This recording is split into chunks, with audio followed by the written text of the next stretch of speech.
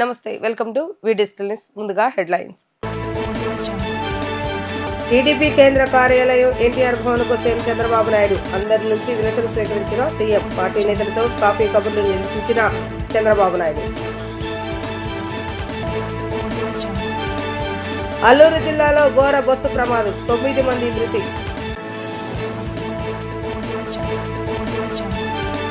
వివిధ దేశాల క్వాంటం పరిశోధకులు, పారిశ్రామికవేత్తలతో సీఎం చంద్రబాబు నాయుడు భేటీ. విద్యా, వైద్యం, ఔషధాల తయారీకి ఎక్యూసీసీ పనిచేయాలని సూచన. ఎన్టీఆర్ హయాంలో జరిగిన శిక్షణ కార్యక్రమాలను ముఖ్యమంత్రి నారా చంద్రబాబు నాయుడు గుర్తు చేసుకున్నారు. నాడు చెట్ల కింద ఎర్రటి ఎండలో శిక్షణ కార్యక్రమాలు చేపట్టేవాళ్ళమని చెప్పిన ఆయన ఇప్పుడు చల్లటి ఏసీ గదులు శిక్షణ కార్యక్రమాలు నిర్వహిస్తున్నామని అన్నారు. మారుతున్న పరిస్థితులకు అనుగుణంగా నాయకులు కూడా తమ నాయకత్వాలను మెరుగుపరుచుకోవాలని ఆయన సూచించారు. ముఖ్యమంత్రి నారా చంద్రబాబు నాయుడు తెలుగుదేశం పార్టీ కేంద్ర కార్యాలయం ఎన్టీఆర్ భవన్లోకి వచ్చారు. అనంతరం మండల పార్టీ అధ్యక్షులు శిక్షణా కార్యక్రమంలో పాల్గొన్నారు. సీఎం రాకతో వినతులు ఇచ్చేందుకు వివిధ ప్రాంతాల నుంచి ప్రజలు భారీగా తరలి వచ్చారు. అదేవిధంగా మంత్రులు, జిల్లాల త్రిసభ్య కమిటీ సభ్యులతో సీఎం కీలక సమావేశం నిర్వహించారు. సందర్భంగా ఆయన మాట్లాడుతూ ఎక్కడ సమర్థవంతమైన నాయకత్వం ఉంటుందో అక్కడ ఎక్కువ ఓట్లు వస్తాయని తెలిపారు. బలహీన నియోజకవర్గానికి మంచి నేత ఉంటే ఆ నియోజకవర్గం బలపడుతుందని, అదే నేతకు మంచి నియోజకవర్గం ఇచ్చిన పార్టీని బలహీనపరుస్తున్నారు. 2019 నుంచి 2024 వరకు విధ్వంసం జరిగి వ్యవస్థలు నిర్వీర్యం అయ్యాయని, వాటిని సరిచేసి గాడిని పెట్టామని వ్యాఖ్యానించారు. ప్రతిపక్షంలో ఎంత పట్టుదలతో పనిచేశారో ఇప్పుడు అంతకు మించిన స్థాయిలో పనిచేయాలని సూచించారు. ఏడాదికి 33,000 కోట్ల పెన్షన్లు ఇస్తున్నామని గుర్తు చేస్తారు. డబ్బుతోనే ఎన్నికలు గెలవగలము అని కొందరు భావిస్తున్నారు. కానీ మనం చేసే మంచి పనులు ప్రజలకు నిత్యం వివరిస్తే గెలవగలమని స్పష్టం చేశారు. పని చేయటం ఒక ఎత్తు, చేసిన పని ప్రజల్లోకి తీసుకువెళ్లటం మరొక ఎత్తు అని ఆయన అన్నారు. అల్లూరి సీతారామరాజు జిల్లాలో ఘోర రోడ్డు ప్రమాదం చోటు చేసుకుంది. యాత్రికులతో వెళ్తున్న ప్రైవేటు బస్సు అదుపు తప్పి లోయలోకి పడిపోయింది. ఈ ఘటనలో 9 మంది అక్కడికక్కడే మృతి చెందగా పలువురు తీవ్ర గాయపడ్డారు. అల్లూరి సీతారామరాజు జిల్లాలో ఘోర రోడ్డు ప్రమాదం చోటు చేసుకుంది. చిత్తూరు జిల్లాకు చెందిన 35 మంది యాత్రికులు, 2 డ్రైవర్లతో ఓ ప్రైవేటు బస్సు భద్రాచలంలో దర్శనాన్ని ముగించుకుని అన్నవరం బయలుదేరింది. చింతూరు మారడిమిల్లి ఘాట్ రోడ్లోని రాజుగారి మెట్టు వద్దకు రాగానే బస్సు అదుపు తప్పి లోయలోకి దూసుకెళ్లింది. ప్రమాదం జరిగిన సమయంలో బస్సులో మొత్తం 37 మంది ఉన్నట్లుగా సమాచారం అందుకున్న చిత్తూరు పోలీసులు, స్థానికులు వెంటనే ఘటనా స్థలానికి చేరుకుని సహాయక చర్యలు చేపట్టారు. గాయపడిన వారిని సమీప హాస్పిటల్కు తరలిస్తున్నారు. క్షతగాత్రుల్లో కొందరి పరిస్థితి విషమంగా ఉండటంతో మృతుల సంఖ్య మరింత పెరిగే అవకాశం ఉందని అధికారులు ఆందోళన వ్యక్తం చేస్తున్నారు. ఒక వారం రోజులు ఈ విధంగా వారం రోజులకు రకరకాల ప్రాంతాలు చూసుకుంటూ వచ్చాము. నిన్న అరకు వెళ్ళాము, సింహాచలం వెళ్ళాము. అరసి వెళ్ళి శ్రీపురం చూసుకొని ఈ భద్రాచలం వెళ్తుంటే ఉదయం 4:30 గంటల ప్రాంతంలో బ్రేక్ ఫెయిల్ కావడం ఏం తెలియదు మాకు. బస్సు ఈ విధంగా పట్టిలు పోయాము. 9 మంది చనిపోయారు. ఒక 10-15-20 మంది ఇంజూర్ అయినారు. 7 మంది సేఫ్. మొత్తం ఎంతమంది ఉన్నారండి? మొత్తం 36 మంది అండి. ఇద్దరు డ్రైవర్లు. ఆధునిక పరిశోధనలకు కేంద్రంగా అమరావతిలో ఏర్పడుతున్న క్వాంటమ్ వ్యాలీ మారాలని సీఎం చంద్రబాబు నాయుడు ఆకాంక్షించారు. విద్యా, వైద్యం, ఔషధాల రూపకల్పనతో సహా వివిధ రంగాల్లో అమరావతి క్వాంటమ్ కంప్యూటింగ్ ఏర్పాటుని చేయాలని ఆయన సూచించారు. క్వాంటమ్ కంప్యూటింగ్ టెక్నాలజీపై పనిచేస్తున్న వివిధ దేశాల పరిశోధకులు, విద్యావేత్తలు, ఔత్సాహిక పారిశ్రామికవేత్తల బృందం రాష్ట్ర సచివాలయంలో సీఎం చంద్రబాబు నాయుడుతో సమావేశమైంది. వైద్య రంగంలో నూతన ఔషధాలతో పాటు మెటీరియల్ సైన్స్ పై పరిశోధనలకు గ్లోబల్ క్వాంటమ్ బయో ఫౌండరీని ఏర్పాటు చేసేందుకు సిద్ధమని ఆ బృందం తెలిపింది. దేశంలో తొలి quantum bio medical research eco system గా రూపుదిద్దుకుంటుందని ఆ బృందం వివరించింది. ఈ సందర్భంగా గ్లోబల్ క్వాంటమ్ బయో ఫౌండరీ బృందం సభ్యులకు అభినందనలు తెలిపిన సీఎం వైద్య, ఆరోగ్యం, ఔషధాల రూపకల్పనతో సహా వివిధ అంశాలు విస్తృతంగా పరిశోధనలు జరగాల్సి ఉందని అన్నారు. క్వాంటమ్ పరిశోధనలతో బయో సెన్సార్ లాంటి అప్లికేషన్స్ కూడా ప్రజా ప్రయోజనాల కోసం అందుబాటులోకి తేవాలని అన్నారు. అమరావతిలో త్వరలోనే క్వాంటమ్ కంప్యూటింగ్ సెంటర్ కార్యకలాపాలు ప్రారంభమవుతాయని వెల్లడించారు. నేషనల్ క్వాంటమ్ మిషన్ కార్యక్రమాన్ని అందిపుచ్చుకొని క్వాంటమ్ వ్యాలీ ఏర్పాటు చేస్తుంటే మొత్తంగా క్వాంటమ్ ఈకోసిస్టమ్ అమరావతికి వస్తుందని చంద్రబాబు నాయుడు వివరించారు. రాష్ట్రంలో ఎస్సీ, ఎస్టీ పారిశ్రామికవేత్తలకు గత 3 ఏళ్లుగా సబ్సిడీ నిధులు విడుదల చేయకుండా వివక్ష చూపుతున్నారని సిపిఎం రాష్ట్ర కార్యదర్శి వి శ్రీనివాసరావు మండిపడ్డారు. తక్షణమే ఎస్సీ, ఎస్టీ పారిశ్రామికవేత్తలకు ఉన్న బకాయిలను 759 కోట్ల రూపాయలు విడుదల చేయాలని డిమాండ్ చేశారు. ఈ సందర్భంగా సిపిఎం రాష్ట్ర కార్యదర్శి శ్రీనివాసరావు మాట్లాడుతూ రాష్ట్రంలో ఎస్సీ ఎస్టీ పారిశ్రామికవేత్తలకు గత 3 ఏళ్లుగా సబ్సిడీ నిధులు విడుదల చేయకుండా వివక్ష చూపుతున్నారని మండిపడ్డారు. తక్షణమే ఎస్సీ ఎస్టీ పారిశ్రామికవేత్తలకు ఉన్న బకాయిలు 759 కోట్ల రూపాయలు విడుదల చేయాలని డిమాండ్ చేశారు. బడా కంపెనీలకు సంబంధించిన సబ్సిడీ నిధులు విడుదల చేశారు, కానీ చిన్న పారిశ్రామికవేత్తలకు సబ్సిడీలు విడుదల చేయలేదని తెలిపారు. గూగుల్ పేరుతో అదానీ కంపెనీకి సబ్సిడీలు ఇస్తున్నారని దుయ్యబట్టారు. ఇంటికో పారిశ్రామికవేత్తను చేస్తామని చెప్తున్న ప్రభుత్వం తక్షణమే వారికి ఇవ్వాల్సిన ప్రోత్సాహకాలు ఇవ్వాలని డిమాండ్ చేస్తారు. అధికారంలోకి రాగానే అంగన్వాడీలకు బకాయిలు చెల్లిస్తామని ఇచ్చిన హామీలు అమలు చేయాలని అన్నారు. ఇందుకో వైఫల్యానికి ప్రధాన కారణం ప్రభుత్వ వైఖరి అని విమర్శించారు. మన రాష్ట్రంలో 3 సంవత్సరాల నుండి ఎస్సీ ఎస్టీ పారిశ్రామికవేత్తలకు ఇవ్వాల్సినటువంటి సబ్సిడీలు బకాయిలు పెండింగ్లో ఉన్నాయి. గత ప్రభుత్వం ఇవ్వలేదు సకాలంలో వాళ్ళకి. ఈ ప్రభుత్వం కూడా ఇంతవరకు వాళ్ళకి చెల్లించలేదు. ఈ చిన్న ఒక బస్సు 2 బస్సులు పెట్టుకున్న వాళ్ళు, ఏదైనా ట్రక్కులు పెట్టుకొని నడిపినటువంటి వాళ్ళు లోన్ తీసుకొని ఎస్సీ ఎస్టీ కార్పొరేషన్ ద్వారా సబ్సిడీ ఇస్తామని చెప్తే వాళ్ళు లోన్ తీసుకున్నారు. ఈరోజు సబ్సిడీ ఇవ్వలేదు. లోన్ల మీద వడ్డీలు పెరిగిపోతున్నాయి. కొంతమంది అప్పులు పాలైపోయి ఇక చావాలా బతకాలన్నట్లుగా అనివార్యమై ఏపీఐఏసీ ఆఫీస్ దగ్గర, మంగళగిరి ఏపీఐఏసీ హెడ్ క్వార్టర్ దగ్గర గత వారం రోజులుగా దీక్షలు చేస్తున్నారు. వీళ్ళల్లో మహిళలు ఉన్నారు. చంటి పిల్లలను కూడా వేసుకొని వచ్చి అక్కడ కూర్చున్నారు. ఇక ఏదో ఒకటి తేల్చుకొని పోదాం, ఈ డబ్బులు ఇవ్వకపోతే ఇక మనం భరించలేము, ముందుకు జరగదు జీవితం అని చెప్పని ఒక నిస్పృహలో నుంచి ఈరోజు మహిళలు సైతం వచ్చి అక్కడ కూర్చున్నారు. 760 కోట్లు బకాయిలు ఉన్నారు. ఇంత పెద్ద మొత్తంలో చిన్న స్మాల్ అండ్ మీడియం పారిశ్రామికవేత్తలు వీళ్ళంతా కూడా ప్రభుత్వం యొక్క సహాయం మీద ఆధారపడి బతుకుతున్నటువంటి వాళ్ళు.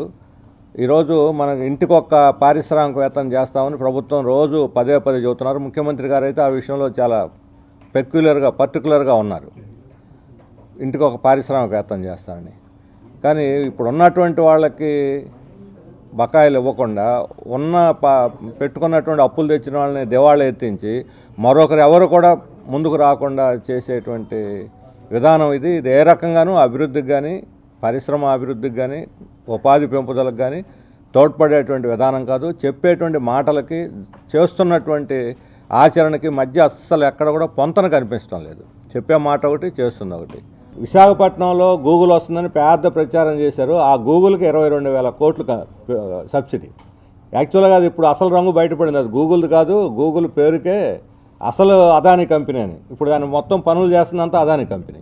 అక్కడ మొత్తం వాళ్ళు ఆక్యుపై చేసి ఆల్రెడీ అదానీ కంపెనీకి విశాఖపట్నంలో 400 ఎకరాలు పొలం ఇచ్చారు. అక్కడేమో డేటా సెంటర్ పెట్టలేదు.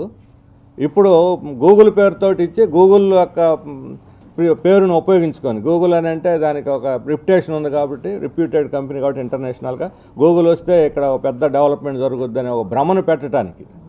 కానీ వాస్తవంగా దాంట్లో నడుపుతుందంత ఎవరంటే అదానీ. అంటే వాట్సాప్ మెటా కంపెనీ పేరుతో అంబానీ, గూగుల్ పేరుతోటి అదానీ. వీళ్ళు వస్తే ఏళ్ళకి సబ్సిడీలు, ఏళ్ళకి సౌకర్యాలు ఇవ్వటమా? రాష్ట్రాన్ని అదానీ అంబానీలో తాకట్టు పెట్టడానికైనా రాష్ట్రం ఉన్నది. అందుకనే ప్రజలు గెలిపించింది ఈ పార్టీని, అందుకనే ఓట్లేసింది. రాష్ట్ర వ్యాప్తంగా అంగన్వాడీలు మరలా ఆందోళనకు దిగుతున్నారు. 2 సంవత్సరాల క్రితం వాళ్ళు 42 రోజుల పాటు సమ్మె చేసి ఆ రోజునటువంటి ఆ ప్రభుత్వం మెడలోంచి మేము చర్చిస్తాము, పరిష్కరిస్తామని చెప్పి హామీ తీసుకుని విరమించారు. గత ప్రభుత్వం పూర్తిగా విఫలమైంది. వాళ్ళు ఇచ్చిన హామీ నిలబెట్టుకోలేకపోయారు. అందుకని ఇంటికి సాగనంపారు వాళ్ళని. ఇప్పుడు వీళ్ళు ఆ రోజు తెలుగుదేశం పార్టీ మాకు అధికారంకి వస్తే మేము మీకు వెంటనే న్యాయం చేస్తామని ఆ రోజు చంద్రబాబు నాయుడు గారే హామీ ఇచ్చారు, మీకు వెంటనే న్యాయం చేస్తామని. ఆయన అధికారంలోకి వచ్చారు, వీళ్ళందరూ మద్దతుతోనే అధికారంలోకి వచ్చారు. ఇప్పుడు వాళ్ళని విస్మరించారు.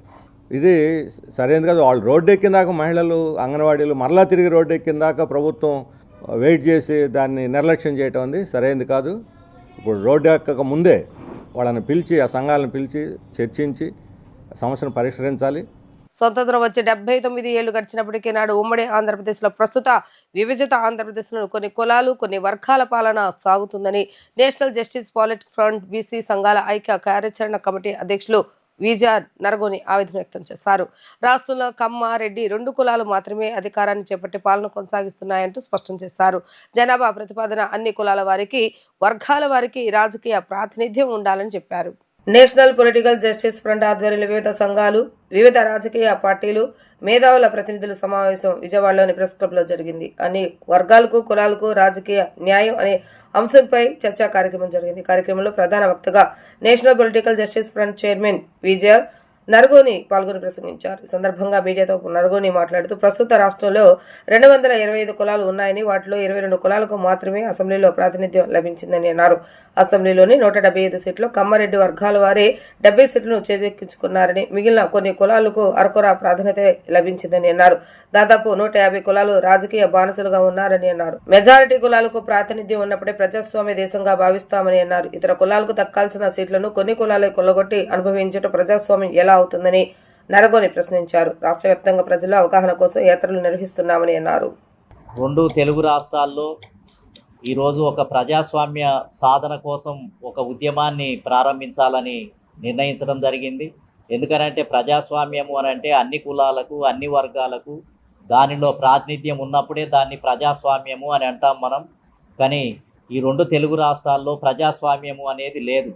నిజానికి చెప్పాలి అని అంటే భారతదేశమే ఒక పెద్ద ప్రజాస్వామ్య దేశము అని పేరుకు చెప్పబడుతుంది. కానీ ఈ దేశంలో 6000 కులాలు ఉన్నాయి. కేవలం 200 కులాలకు మాత్రమే ప్రాతినిధ్యం ఉంది. మిగిలిన కులాలకు అసలు రాజకీయ ప్రాతినిధ్యమే లేనటువంటి పరిస్థితి ఉంది. ముఖ్యంగా ఉమ్మడి ఆంధ్రప్రదేశ్లో కానీ లేదా ఇప్పుడు ప్రత్యేకంగా 2 రాష్ట్రాలు ఏర్పడ్డ తర్వాత అసలు సరైనటువంటి ప్రాతినిధ్యమే ఈ రాష్ట్రంలో బడుగు బలహీన వర్గాలకు దక్కినటువంటి పరిస్థితి లేదు. ముఖ్యంగా ఈ ఆంధ్రప్రదేశ్ రాష్ట్రంలో మరి స్వాతంత్రం వచ్చి 79 సంవత్సరాలు గడిచినప్పటికీ ఈ రాష్ట్రంలో 1-2 కులాలు, 1-2 వర్గాలు మాత్రమే ఏకఛత్రాధిపత్యంగా పరిపాలిస్తున్నాయి. మిగిలిన కులాలన్నీ కూడా రాజకీయ బానిసత్వంలోనే కొనసాగుతున్నటువంటి పరిస్థితి ఉంది. మరి ఈ దేశంలో, ఈ రాష్ట్రంలో ప్రజాస్వామ్యము అని అంటే అన్ని వర్గాలకు, అన్ని కులాలకు సరైనటువంటి ప్రాతినిధ్యం లభించినప్పుడే దాన్ని ప్రజాస్వామ్యంగా మనం గుర్తించడానికి అవకాశం ఉంది. రాజ్యాంగము, అదేవిధంగా బాబాసాహెబ్ అంబేద్కర్, మహాత్మా జ్యోతిరావు పూలే, కన్షీరామ్ గారు లాంటి వ్యక్తులు ఈ దేశంలో ముఖ్యంగా మేము ప్రతిపాదించే అంశం ఏంటిది అని అంటే 2 లక్షల ఓట్లు కలిగిన ప్రతి కులానికి ఒక ఎమ్మెల్యే సీటు అసెంబ్లీలో ప్రాతినిధ్యం ఉండాలి అని మేము కోరుకుంటున్నాం. ఎందుకంటే తమ యొక్క కులం యొక్క, వర్గం యొక్క గోడును వెళ్ళబోసుకోవటానికి, చెప్పుకోవటానికి ఆ కులం నుంచి ఒక ఎమ్మెల్యే గెలుపొందాల్సినటువంటి అవసరం ఉంది. ప్రతి కులానికి కూడా 7 లక్షల ఓట్లు కనుక ఉన్నట్లయితే, ఒక రాష్ట్రంలో 7 లక్షల ఓట్లు కనుక ఒక కులానికి ఉన్నట్లయితే ఆ కులం తరపున ఒక ఎంపీ సీటు ఖచ్చితంగా ఒక రాజకీయ పార్టీ ఇవ్వాల్సినటువంటి అవసరం ఉంది. 2 లక్షల ఓట్లు ఒక కులానికి, ఉదాహరణకు నాయి బ్రాహ్మణులు ఉన్నారు, 4 లక్షల ఓట్లుంటే 2 ఎమ్మెల్యే టికెట్లు ఒక్కొక్క రాజకీయ పార్టీ తరపున 2 ఎమ్మెల్యే టికెట్లు వాళ్ళకు కేటాయించాలి. అంటే దాన్ని ప్రజాస్వామ్యము అని అంటాం మనం. ఒకవేళ కమ్మ వర్గానికి ఒకవేళ 3%, 4% ఓట్లుంటే వాళ్ళ శాతం ప్రకారం ఎమ్మెల్యే సీట్లు కేటాయించాలి. రెడ్డి వర్గానికి కూడా అదే కేటాయించాలి. కానీ ఈ రాష్ట్రంలో ఏం జరుగుతుంది అని అంటే 1-2 కులాలే మిగిలిన వర్గాల యొక్క ఎమ్మెల్యే సీట్లను, ఎంపీ సీట్లను కొల్లగొట్టి వాళ్ళే అనుభవిస్తున్నటువంటి పరిస్థితి ఏర్పడ్డది. కాబట్టి ఇక ముందు నుంచి మరి ఎవరి జనాభా ప్రకారం వాళ్లకు ఎమ్మెల్యే, ఎంపీ సీట్లు కేటాయించే విధంగా దాన్నే నిజమైనటువంటి ప్రజాస్వామ్యంగా మనం గుర్తించడానికి అవకాశం ఉంది. కాబట్టి ఖచ్చితంగా రానున్న కాలంలో ప్రజాస్వామ్యాన్ని సాధించడానికి ఒక యాత్రా కార్యక్రమాన్ని ఈ ప్రజా సంఘాలు, ఈ పార్టీల యొక్క ఆధ్వర్యంలో ఒక జాయింట్ యాక్షన్ కమిటీ ఏర్పాటు చేసి రానున్న కాలంలో ఈ ప్రజాస్వామ్యాన్ని విస్తరింపజేయాలి. అన్ని వర్గాలకు కూడా, బీసీలలో కూడా 3 శాఖలు ఉన్నాయి.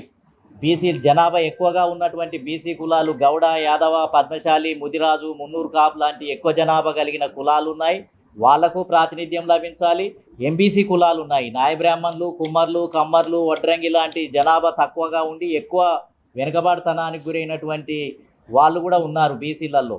మళ్ళీ 3వ గ్రూప్ ఏంటిది అని అంటే సంచార బీసీ కులాలు ఉన్నాయి. అదేవిధంగా ఎస్సీలలో కూడా జనాభా ఎక్కువగా ఉన్నటువంటి మాలలు, మాదిగలు ఉన్నారు. జనాభా తక్కువగా ఉన్నటువంటి మాలలు మాదిగలు కూడా సబ్ గ్రూప్స్ ఉన్నాయి, వాళ్ళకు కూడా సపరేట్ వర్గీకరణ ద్వారా వాళ్ళకు అందించే ఫలాలు కూడా వాళ్ళకు అందించాలి. సీఎం చంద్రబాబు నాయుడు 75 ఏళ్ల వయసులోనూ రాష్ట్ర అభివృద్ధి కోసం నిత్యం సమీక్ష సమావేశాలు నిర్వహిస్తూ కష్టపడుతుంటుంటే వైసీపీ నాయకులు విమర్శలే పనిగా అడ్డం పెడుతున్నారని ఎమ్మెల్యే యార్లగడ్డ వెంకట్రావు ఆగ్రహాన్ని వ్యక్తం చేశారు. రాష్ట్రానికి పెట్టుబడులు తీసుకురావాలని, రాష్ట్ర యువతకు ఉద్యోగ అవకాశాలు కల్పించాలన్న లక్ష్యంతో లోకేష్ తిరుగుతున్నారని ఆయన అన్నారు.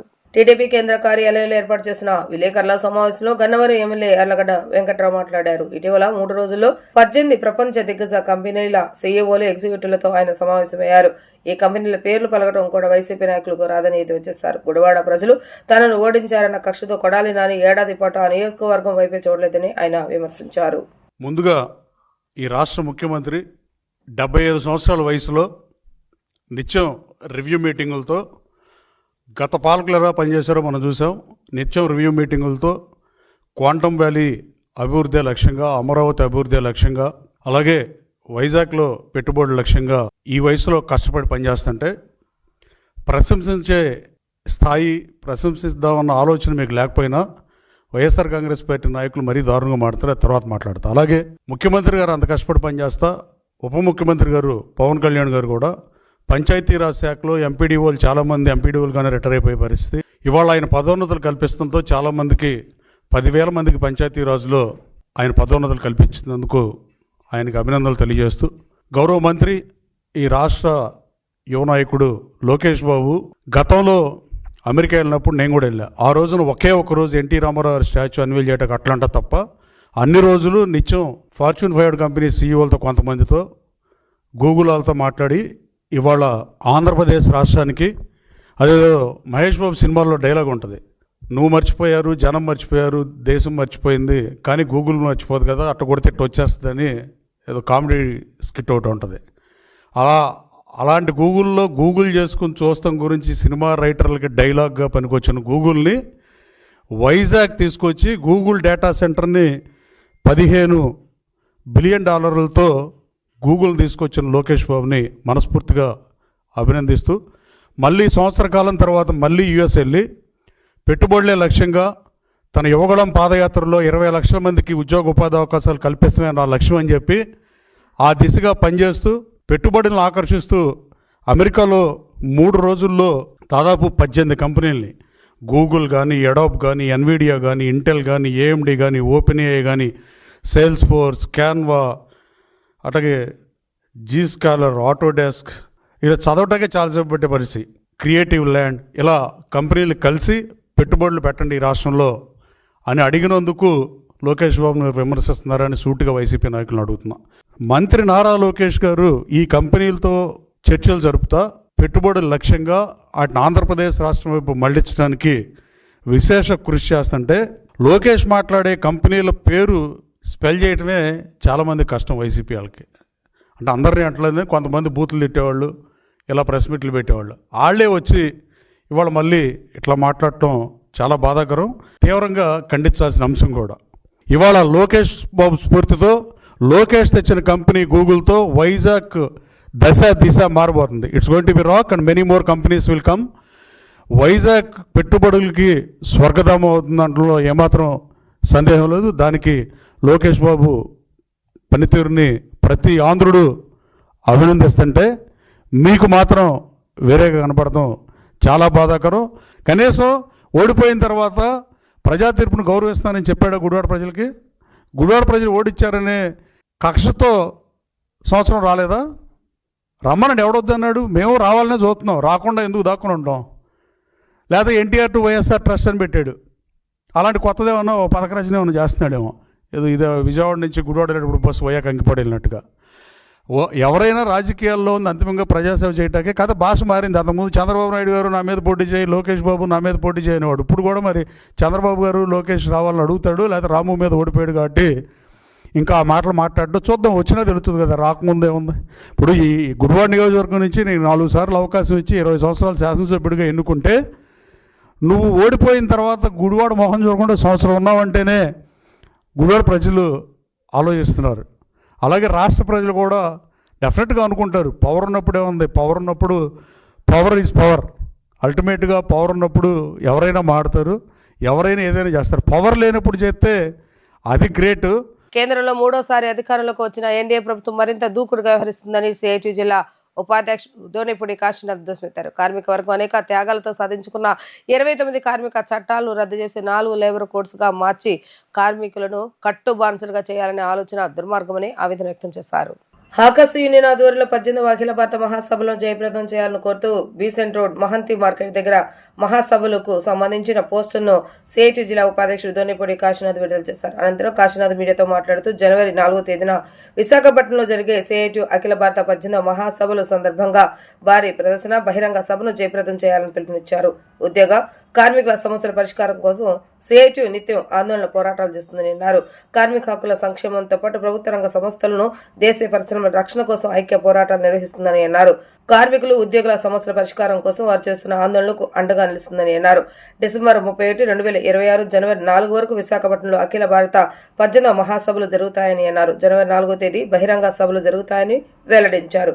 మహాప్రదర్శన బహిరంగ సభకు విజయవాడ నుండి అన్ని రంగాల కార్మికులు వేలాది సంఖ్యలో పాల్గొని జయప్రదం చేయాలని ఆయన పిలుపునిచ్చారు. కేంద్రంలో మూడోసారి అధికారంలోకి ఎన్డీఏ ప్రభుత్వం మరింతగా దూకుడుగా వ్యవహరిస్తుందని ధ్వజమెత్తారు.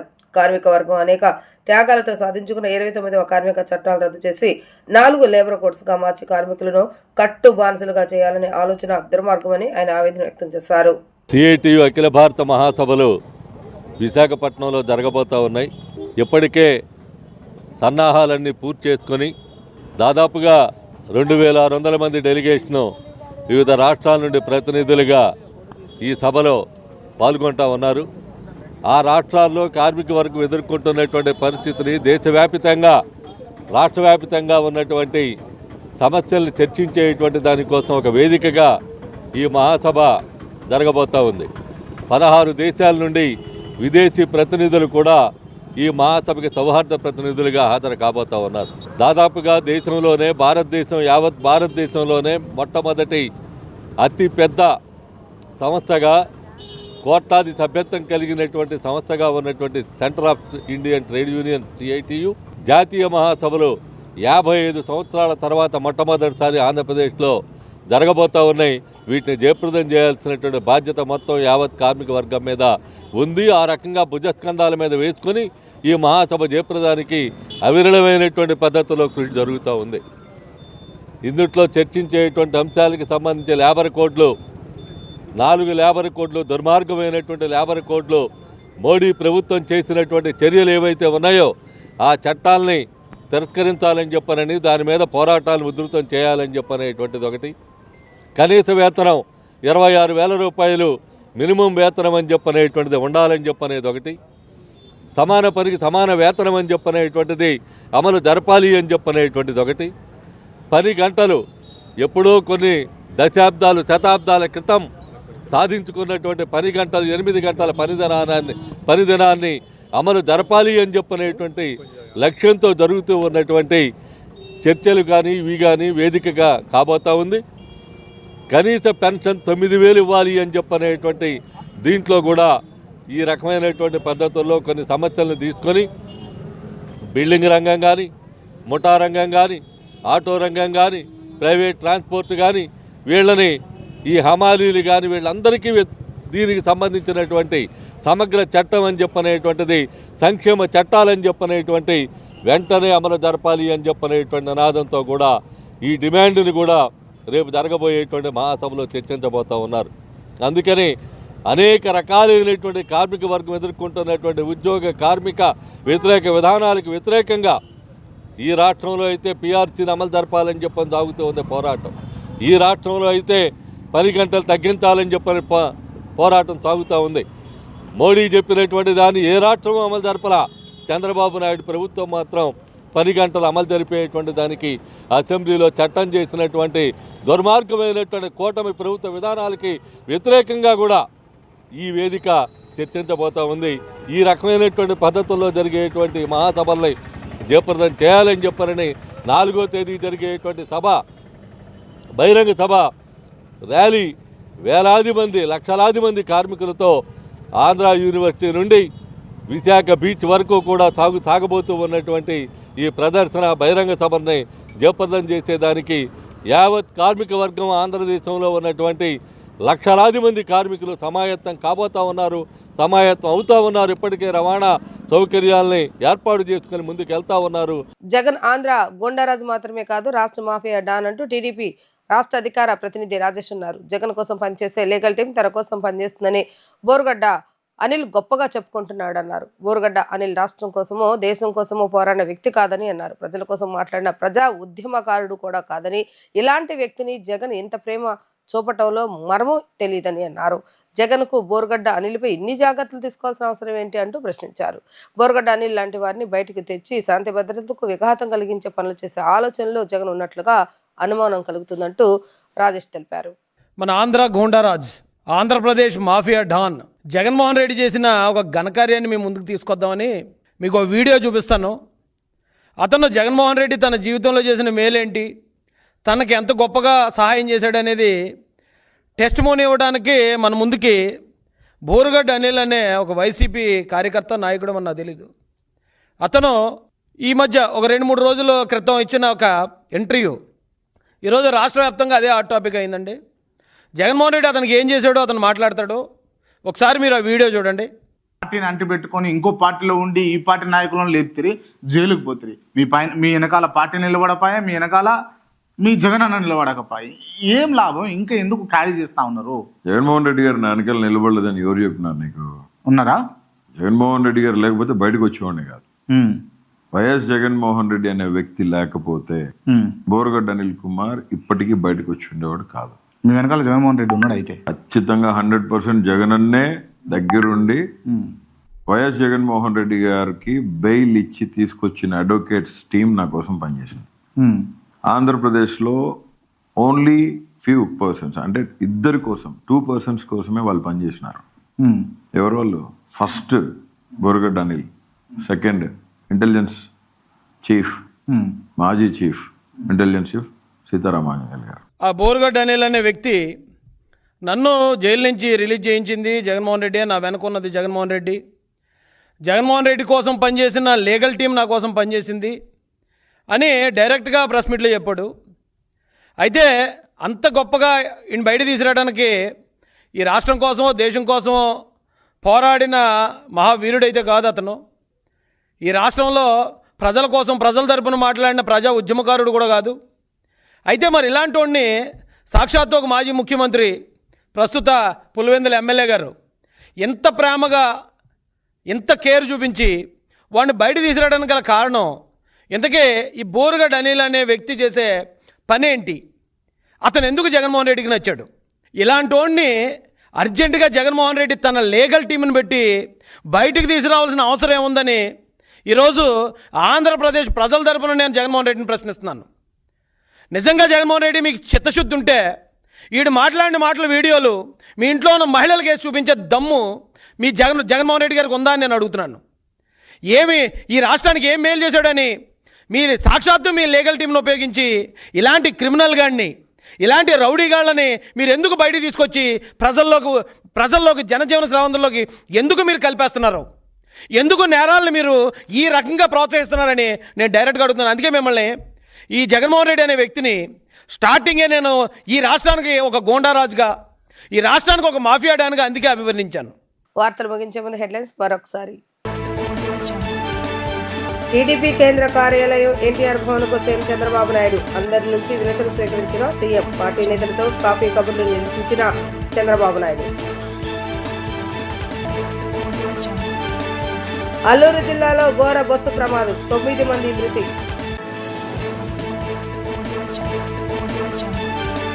వివిధ దేశాల క్వాంటం పరిశోధకులు, పారిశ్రామికవేత్తలతో సీఎం చంద్రబాబు నాయుడు భేటీ. విద్యా, వైద్యం, ఔషధాల తయారీకి ఎక్యూసీసీ పనిచేయాలని సూచన.